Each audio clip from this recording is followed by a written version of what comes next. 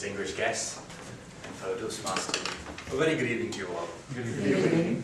For the past few weeks, I've been contemplating the subject of my P2 speech. Really a tough job to do, but you have so much to talk about all the time.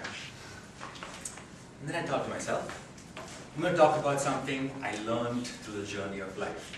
Something that has been monumental in my growth as an individual and has molded my personality into who I am today. So today, ladies and gentlemen, I'm going to talk to you about diversity. What about diversity, you may ask? Specifically, how I encountered diversity first in my life, what it meant to me, and finally, but most importantly, what it means to all of us and how we all can learn and grow from diversity. I was about a month old, or so I'm told, my mother when I moved from a small city in South India to Dubai, the Middle East. As you all know, I grew up in Dubai.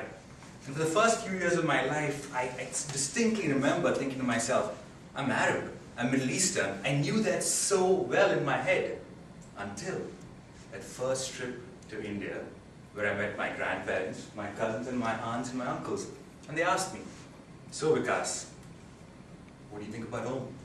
I said, yeah, Dubai is fantastic. Now, how does it feel to be back home in India?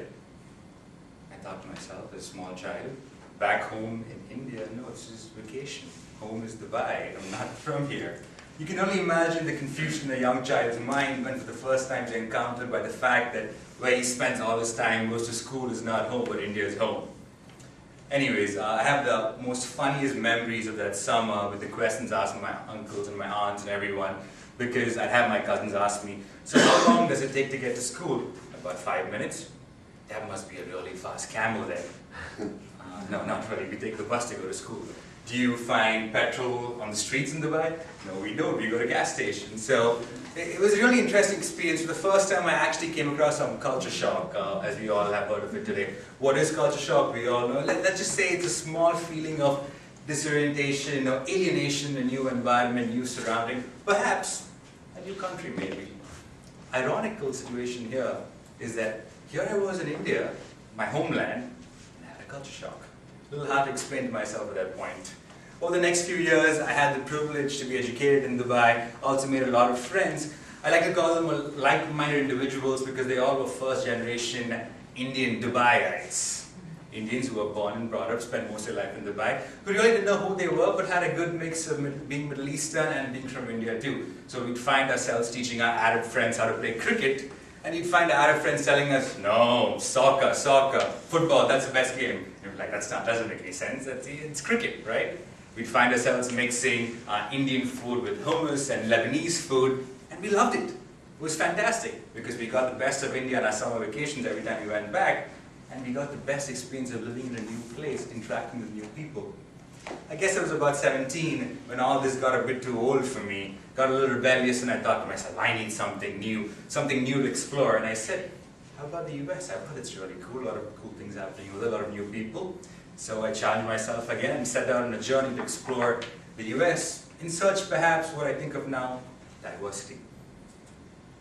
I was so excited on the plane journey to the US, to a small town in East Lansing, Michigan. I don't know how many of you know where East Lansing, Michigan is, but Lansing, Michigan is the actual capital where GM is made and they have their big factories. East Lansing is obviously towards the east, is where the university town is, really small town in terms of diversity. So I land there, I get to know that my roommate is going to be Carl. Really psyched, right? American roommate, first time from Dubai, I'm like, this is going to be sweet. Go there, meet him. I kid you not. For the first 3 weeks, we barely had a conversation. I was shocked and taken aback by his perceptions of Indians, of his understanding of who I was, of the fact that he couldn't understand that an Indian lived outside India and was from Dubai. According to him, there were two types of Indians, the Indians in India and the Indians in America.